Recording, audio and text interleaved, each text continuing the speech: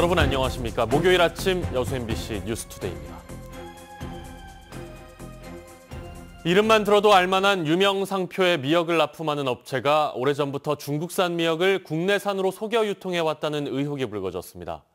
지난 10년간 판매액만 50억 원에 이르는데요. 해경의 수사가 마무리 단계입니다. 조희원 기자입니다. 유명 식품 기업에서 출시되는 미역 완제품입니다. 포장지에 큰 글씨로 100% 국산이라고 써 있습니다. 그러나 이 업체에 미역을 납품하는 협력사 3곳 중 한 곳이 중국산을 국산으로 속여왔다는 의혹이 불거졌습니다. 미역은 완제품으로 만들어질 때까지 크게 2차례의 가공 과정을 거칩니다. 1차 가공은 채취한 미역을 세척하고 삶은 다음 소금에 절이는 과정입니다. 해당 업체는 이렇게 1차 가공한 미역의 잎과 줄기를 분리하는 2차 가공을 하겠다며 중국으로 가져갔습니다.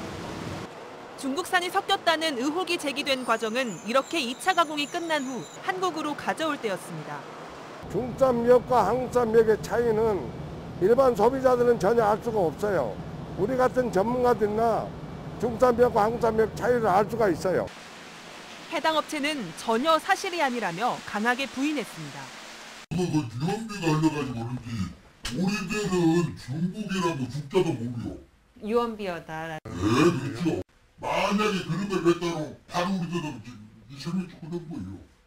그러나 취재진은 업체가 중국 현지에서 중국산 미역을 사들이고 있는 것을 직접 보았다는 사람을 만날 수 있었습니다. 그 산지 공장에가 제조자가 주식회사 그리고 이제 20kg씩 그 PP마대로 포장이 돼 있고 그래서 이제 깜짝 놀랐죠. 이상하다. 왜 여기가 회사에 한글 표기상에 들어있나 했더니 또 중국 현지 업체에 확인해보니 해당 업체가 중국산 미역을 사서 한국으로 가져간 것이 맞다고 진술했습니다. 发到了韩国，就是从中国到韩国，多少吨？哎呦，它不少吧，很多。那是什么时候？好多年的。好多年。多年。从12年是13年开始。 업계 관계자들에 따르면 해당 업체가 그동안 시중으로 유통한 중국산 미역의 수량은 3천여 톤, 시가 50억 원 상당으로 추정됩니다.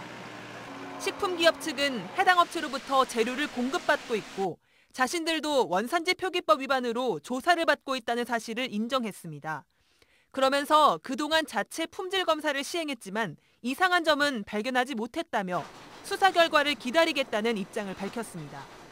해경은 해당 업체를 압수수색하는 과정에서 원산지 표기법 위반과 횡령 등의 혐의를 확인해 조만간 기소 의견으로 송치할 계획입니다. MBC 뉴스 조희원입니다. 배기가스에 노출돼 폐암에 걸린 환경미화원에게 지자체가 손해배상을 해야 한다는 법원의 판결이 나왔습니다.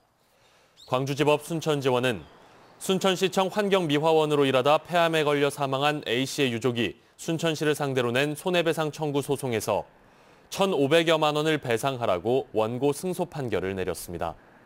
또 폐암 진단을 받은 또 다른 환경미화원 B씨에게도 순천시가 배상해야 한다고 판결했습니다. 이들은 지난 2018년 산업재해를 인정받았습니다. 설 명절을 맞아 직원들에게 세뱃돈을 돌린 광양의 한 농협조합장이 벌금형을 선고받았습니다. 광주지법 순천지원 형사 2단독은 지난 2018년 2월 세뱃돈 명목으로 직원 33명에게 인당 2만 원 상당의 금품을 제공하고 식사를 대접한 혐의로 재판에 넘겨진 동광양 농협 조합장 A씨에게 직위 유지가 가능한 벌금 90만 원을 선고했습니다. 법원은 재임 기간 중 기부 행위는 유죄지만 선거와 관련한 행위로는 판단되지 않았다며 양형 이유를 밝혔습니다. 코로나19 환자들을 최일선에서 치료해온 도내 감염병 전담병원 의료진들의 백신 접종이 시작됐습니다. 도내 요양병원과 시설 종사자, 입소자들도 90% 이상 접종을 마쳤습니다. 김진선 기자입니다. 코로나19 백신을 실은 운반 차량이 군경의 호송 아래 강진의료원으로 도착합니다. 봉인 스티커를 해제하고 다시 백신 냉장고로 옮기기까지 까다로운 온도 관리가 이루어집니다. 온도 확인해 주세요. 3.8도 정상입니다. 네. 지난해 2월 감염병 전담병원으로 지정된 이후 470여 명의 코로나19 환자를 입원 치료해온 강진의료원. 코로나19 환자를 직접 돌보는 의료진 등 120명이 입원 접종 대상입니다. 아스트라제네카 백신과 달리 초저온 냉동 보관부터 희석 등을 거쳐야 하다 보니 미리 교육을 받은 간호사가 동료들을 접종했습니다.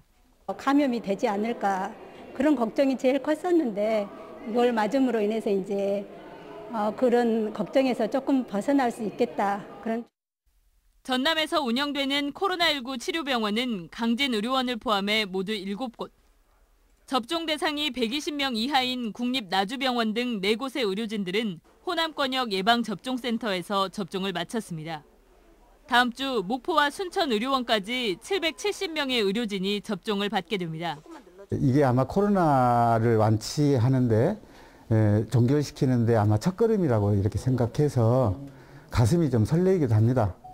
도내 요양병원과 시설의 종사자와 입소자 등은 90% 이상 접종을 마쳤고 이달 말까지 감염병 전담병원 의료진과 병원급 의료기관 종사자까지 3만 7천여 명이 접종을 마칠 계획입니다. MBC 뉴스 김진선입니다. 코로나19 백신에 대한 안전성 홍보를 위해 고흥 종합병원장이 릴레이 백신 예방접종에 나섰습니다. 고흥 종합병원의 유홍석 원장은 어제 코로나19 백신의 안전성을 알리고 지역민들의 백신 접종을 독려하기 위해 목포 기독병원과 순천 한국병원에 이어 릴레이 코로나19 백신 접종을 받았습니다. 도내 병원급 이상 의료기관 보건의료인들은 지난 8일부터 코로나19 예방접종을 받기 시작했으며 고흥 지역에서는 병원급 이상 의료기관 4개소의 보건의료인 570명이 접종 대상입니다.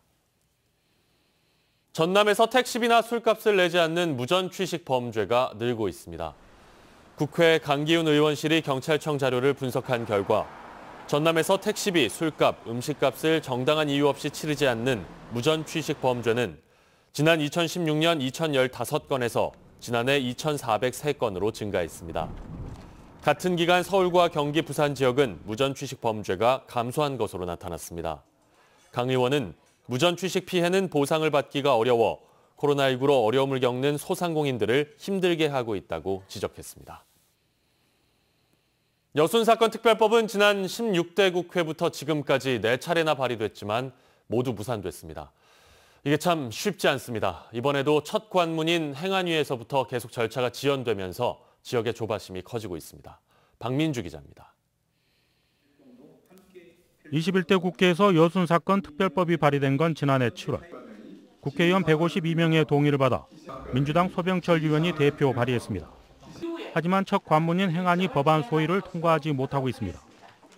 3차례나 법안 소위가 열렸지만 여순사건 특별법이 후순위로 밀려 논의가 제대로 되지 않은 겁니다. 이달 초의에서 행안부가 특별법의 반대 입장을 사실상 철회하면서 청신호가 켜졌지만 이번에는 여야 공방이 발목을 잡고 있습니다. 정부 4차 재난지원금 관련 추경 예산안을 놓고 대립하면서 특별법 일정이 잡히지 않고 있습니다. 여순사건 유족과 시군위에는 역사적 상징성을 부각하며 특별법 제정 필요성을 재차 강조하고 있습니다. 역사의 중요성을 놓고 봤을 때 특별법이 필요하다라고 공감을 표현했습니다. 그러므로 우리 지역 국회의원들이 좀 더 진일보한 노력을 해서 반드시 이번 회기 안에 이 여순사건 특별법이 통과될 수 있도록 노력해 주시기를 부탁드립니다. 특별법은 3월 임시회 의결이 불투명한 상황이 됐지만 여야 합의에 따라 다음 주 법안 소위 개최 가능성은 열려 있습니다. 지난 16대 국회부터 4차례나 발의됐지만 잇따라 무산됐던 여순사건 특별법. 21대 국회 여야가 특별법 제정에는 큰 이견이 없는 만큼 이번 회기 내 제정 여부에 촉각이 쏠리고 있습니다. MBC 뉴스 박민주입니다. 소병철 의원이 경전선 전철화 사업과 관련해 국토부에 해명을 요구했습니다. 소 의원은 국토교통부가 예비타당성 재조사 과정에서 순천시 도심을 관통하는 기존 노선을 그대로 활용하는 사업 내용에 대해 순천 시민의 의견을 제대로 반영하지 않았다는 문제가 제기됐다고 밝혔습니다. 이에 따라 소 의원은 국토교통부 2차관을 만나 순천시의 최저간을 기본계획에 반영해 줄 것을 건의했으며 순천 시민들의 요구대로 이행할 때까지 사업을 중단해 줄 것을 주문했습니다. 순천 주윤식 도의원 예비 후보가 민주당을 탈당하고 무소속으로 출마했습니다. 주윤식 예비후보는 어제 기자회견을 갖고 재보궐선거 과정에서 발생한 더불어민주당 면접 공천 과정을 문제 삼고 이를 심판하기 위해 무소속 후보로 출마한다고 밝혔습니다. 주 예비후보는 경찰 수사에서 허위 문자 메시지가 밝혀졌지만 민주당 면접에서 오히려 피해자를 탈락시켰다며 반드시 승리해 민주당에 복당하겠다는 입장을 표명했습니다. 민주당은 지난달 도의원 적합도 면접에서 주 후보 등 순천 지역 후보 2명을 부적합 사유로 탈락시켰습니다. 포스코의 환경오염과 산업재해를 규탄하는 목소리가 각계각층에서 이어지고 있습니다. 시민사회단체 연대회의와 금속노조 포스코 지회 등은 포스코 정기주주총회를 이틀 앞둔 어제 명동 카톨릭회관에서 기자회견을 열었습니다. 단체는 이 자리에서 산업재해와 환경오염에 대한 실효성 있는 대책을 마련하고 미얀마 군부와 연관된 사업을 청산하는 등 사회적 기업으로서의 책임을 다해줄 것을 촉구했습니다. 조기잡이 어민들이 전국 규모 단체를 구성해 어획량 상한선 폐지 요구 등 정책 대응과 권리 보호에 나섭니다. 목포와 여수, 제주와 통영 등 250여 명의 어민들은 오는 13일 오후 2시 목포에서 사단법인 전국자망연합회 발대식을 갖고 공식 출범합니다. 조기잡이 어민들로 구성된 전국자망연합회는 앞으로 총 허용 어획량 제도 등 정부 대책에 대한 공동 대응과 어민들의 권리 보호 활동을 펼쳐나갈 예정입니다. 도로가와 주택의 사고 위험이 있어 보입니다.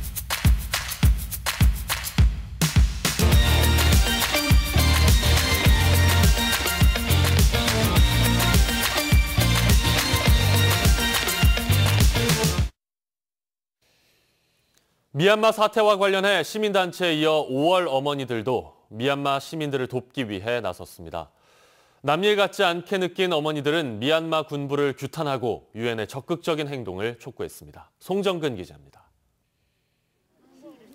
전두환이 쿠데타를 일으킨 80년 5월 당시 광주 시민들과 함께 민주화를 외쳤던 추혜성 씨. 추 씨의 남편 역시 광주 민중항쟁에 참여했다 모진 옥살이와 고문으로 지금까지 트라우마에 시달리고 있습니다. 군부 쿠데타로 지금까지 고통받고 있는 추 씨이기에 미얀마에서 벌어지고 있는 사태 역시 남일 같지 않습니다. 저희 5월 가족들은 정말 그 트라우마에서 아직까지 못 벗어나고 있었는데 그런 게 너무 아파서 갈 수 있으면 그 현장에 가서 같이 있잖아요. 80년 당시처럼 투쟁하고 싶은 40년 전 광주와 똑같은 현재의 미얀마 상황에 조금이라도 힘을 보태기 위해 추 씨와 5월 어머니들이 한자리에 모였습니다. 흰색과 검은색 소복을 맞춰 입고 나온 어머니들은 시민 학살을 자행하는 미얀마 군부를 규탄하고 국제사회에 도움을 호소했습니다. 특히 유엔의 즉각적인 행동을 촉구했습니다.